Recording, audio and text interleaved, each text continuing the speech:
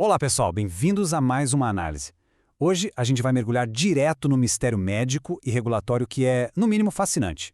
Imagina só, existe um composto natural, super barato, com um histórico de uso hospitalar totalmente seguro que passa de 50 anos, e aí, do nada, esse mesmo composto vira alvo de um escrutínio regulatório intenso. Pois é, vamos dar uma olhada nos dados da nossa fonte para entender o que exatamente está acontecendo aqui.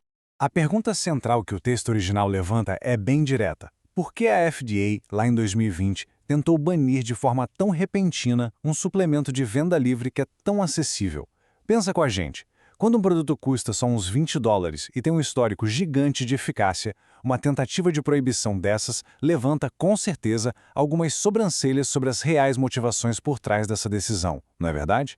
De um lado da balança, a gente tem um histórico robusto, mais de meio século de uso contínuo em hospitais, salvando vidas em cenários de toxicidade gravíssimos. Do outro lado, a narrativa recente, uma pressão regulatória super abrupta que explodiu em 2020. É exatamente essa discrepância enorme entre décadas de segurança e essa tentativa súbita de restrição que dá o pontapé inicial na nossa exploração de hoje.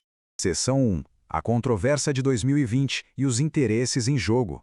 A nossa fonte traz uma alegação bem forte aqui. Eles afirmam que milhões foram gastos em lobby pela indústria farmacêutica para tirar esse produto das prateleiras. A justificativa oficial da FDA foi baseada numa regra técnica. Como o composto foi primeiro estudado e usado como um medicamento lá atrás, ele não poderia mais ser vendido como suplemento alimentar. Mas, preste atenção, a fonte enquadra isso puramente como uma manobra para proteger os lucros de grandes empresas.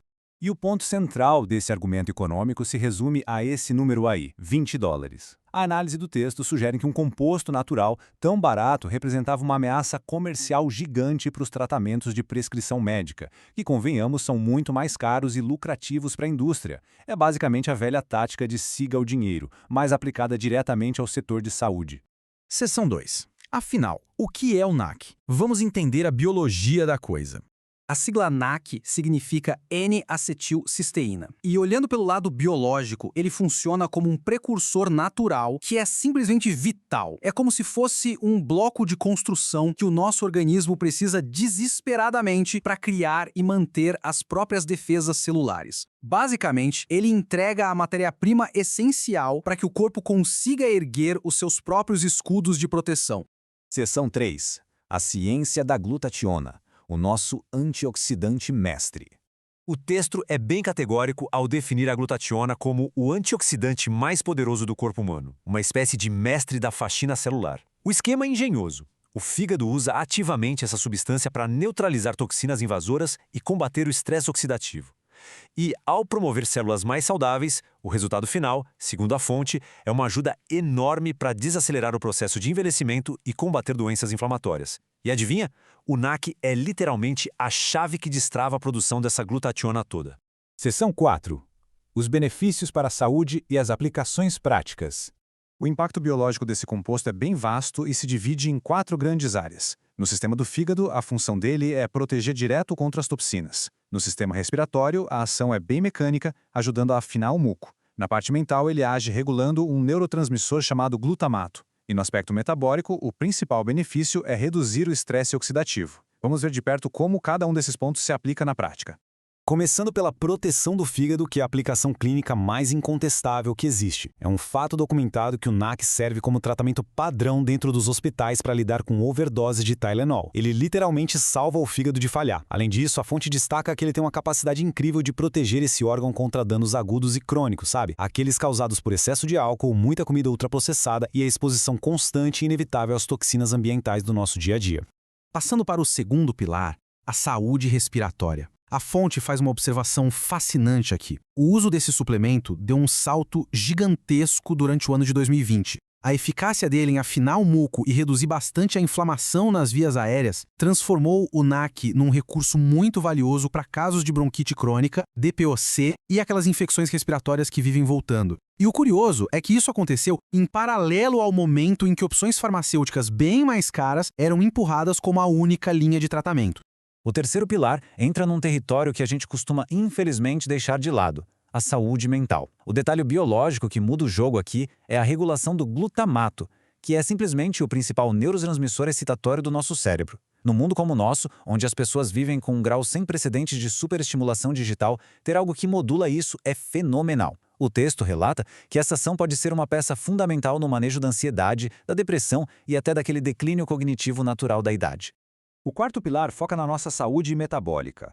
Os estudos que a fonte menciona revelam que o composto consegue baixar marcadores cruciais, tipo a hemoglobina glicada e a glicose em jejum. Como ele faz isso?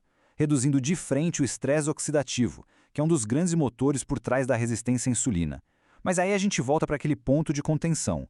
A fonte argumenta que, por ele ter um custo tão baixo, as chances de ser recomendado oficialmente em vez de um remédio de prescrição que dá lucro continuam sendo minúsculas. Seção 5. Dosagem e precauções. Como usar de forma responsável. A literatura que a fonte analisou aponta para uma faixa de dosagem segura que fica ali entre 600 e 1.200 mg por dia. Mas existe uma regra de ouro na suplementação, a progressão gradual. A recomendação do material é começar com o passo 1, uma dose menor, preferencialmente à noite. Assim, o organismo se adapta direitinho antes de ir para o passo 2, que é elevar essa ingestão para 2 vezes ao dia. É uma abordagem bem metódica para maximizar a aceitação do nosso corpo.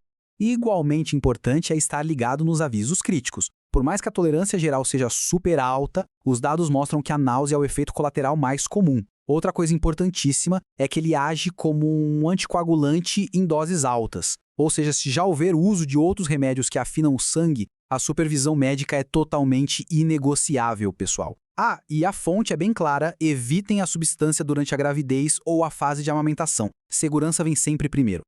Sintetizando tudo que a gente avaliou hoje, o argumento final da fonte ganha contornos muito fortes. A realidade é que nós estamos imersos num ambiente saturado de agressores, dietas lotadas de comida processada, toxinas para todo lado, uma epidemia de estresse crônico e os impactos do álcool.